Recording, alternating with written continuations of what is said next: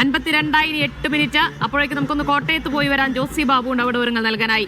ജോസി, മുൻവർഷങ്ങളെ ഒന്നും വെച്ച് നോക്കുമ്പോൾ ഇത്ര വിപുലമായ പരിപാടി കോട്ടയത്തൊക്കെ ഉണ്ടായിരുന്നു എന്ന് ചോദിച്ചാൽ സംശയമാണ്. ഇത്തവണ വലിയ പരിപാടികളാണല്ലേ കോട്ടയം ജില്ലയിലും?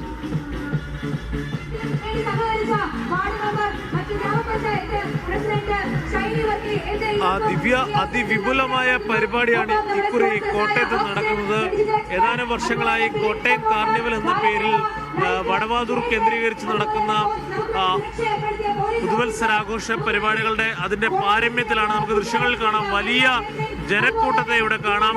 ഓരോ മണിക്കൂറുകളിലും വലിയ രീതിയിൽ ആളുകൾ ഇവിടേക്ക് ഒഴുകിയെത്തുകയാണ്. അല്പസമയത്തിനകം കൂറ്റൻ പാപ്പാഞ്ഞിയെ കത്തിക്കാനുള്ള തയ്യാറെടുപ്പുകൾ നടക്കും. അതിനുള്ള തയ്യാറെടുപ്പുകളൊക്കെയും ഏകദേശം പൂർത്തിയായി കഴിഞ്ഞിട്ടുണ്ട്. ഇനി 10 മിനിറ്റ് മാത്രമാണ് പാപ്പാഞ്ഞിയെ കത്തിക്കാനായി ബാക്കിയുള്ളത്. നമുക്ക് ദൃശ്യങ്ങളിൽ തന്നെ കാണാൻ സാധിക്കും. 50 അടിയിലേറെ വലിപ്പമുള്ള കൂറ്റൻ പാപ്പാഞ്ഞിയായിരിക്കും വടവാതൂരിൽ കത്തിക്കുക. കോട്ടയം കാർണിവൽ സൊസൈറ്റിയുടെ എന്ന സംഘാടക സമിതിയുടെ നേതൃത്വത്തിലാണ് കോട്ടയത്തെ പുതുവത്സരാഘോഷ പരിപാടികൾ നടക്കുന്നത്.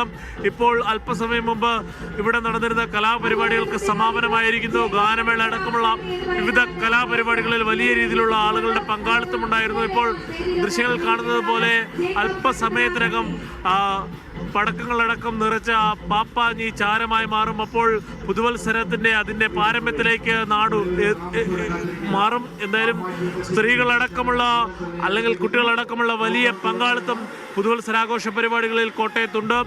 ചങ്ങനാശ്ശേരി കേന്ദ്രീകരിച്ചും ഇത്തരത്തിലുള്ള പുതുവത്സരാഘോഷ പരിപാടികൾ നടക്കുന്നുണ്ട്.